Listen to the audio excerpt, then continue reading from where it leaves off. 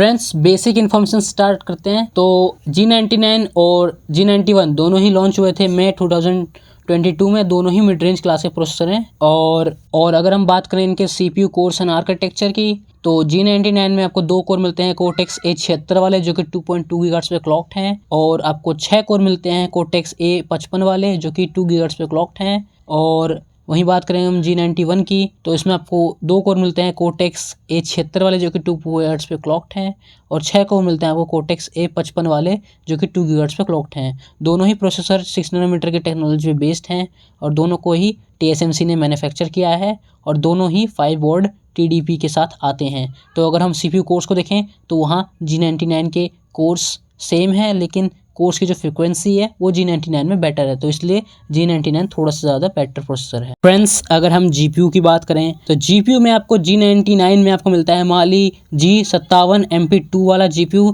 जो कि वलहाल first generation का है, और इसकी फ्रीक्वेंसी है 1100 मेगाहर्ट्ज। वहीं अगर हम G91 की बात करें तो इसमें आपको मिलता है Mali G52 MP2 जो कि 2 कोर का GPU है, और ये भी सेम वलहाल फर्स्ट जनरेशन से बेस्ड है, लेकिन जो इसकी फ्रीक्वेंसी है इसकी कोई डिटेल नहीं आई है। तो अगर हम GPUs को देखें तो यहाँ क्लियरली G99 का GPU ज़्यादा बेटर है। Friends RAM and storage type की बात करें तो यहाँ पर G99 और G91 दोनों ऑलमोस्ट सेम है। LPDDR4X रैम मिलती है दोनों में, लेकिन फ्रीक्वेंसी में थोड़ा डिफरेंस है।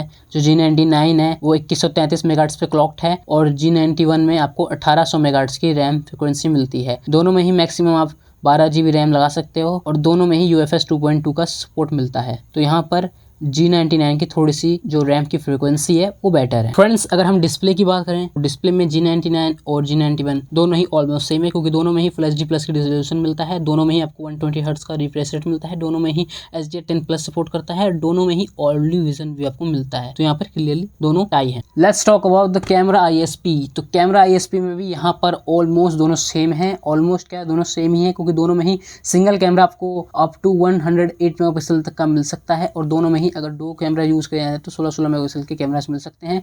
और वीडियो कैप्चर की बात करें तो दोनों ही प्रोसेसर 2K 30 FPS पे वीडियो शूट कर सकते हैं। अगर नेटवर्क एंड कनेक्टिविटी की बात करें तो यहाँ भी दोनों ऑलमोस्ट सेम है, क्योंकि यहाँ पे दोनों ही प्रोसेसर 4G सपोर्टेड हैं, 5G सपोर्ट नहीं करते। LTE 3 Cat 13 है, और दोनों में ही downloading speed up to 650 Mbps तक की है, और uploading speed up to 150 Mbps तक। Wi-Fi 5 मिलेगा, ब्लूटूथ वर्जन 5.2 दोनों में मिलेगा। तो यहाँ पे टाई है, और दोनों ही प्रोसेसर 4G हैं। अगर हम बेंचमार्क एंड स्कोर की बात करें तो दोनों ही प्रोसेसर ऑलमोस्ट सेम स्कोर करते हैं 4 लाख के आसपास, और दोनों का ही सिंगल मल्टी कोर में भी परफॉर्मेंस सेम ही सा है। और गेम सेटिंग्स की बात करें तो यहाँ भी दोनों ही ऑलमोस्ट सेम है। तो अगर मेरे कंक्लूजन की बात की जाए तो दोनों प्रोसेसर ऑलमोस्ट टाई हैं, लेकिन थोड़ा सा बेटर G99 है, क्योंकि वो थोड़ा सा अपडेटेड वर्जन है, और थोड़ा सा वो है मतलब उसका पर वेरिएंट है, तो इसलिए G99 बेटर है।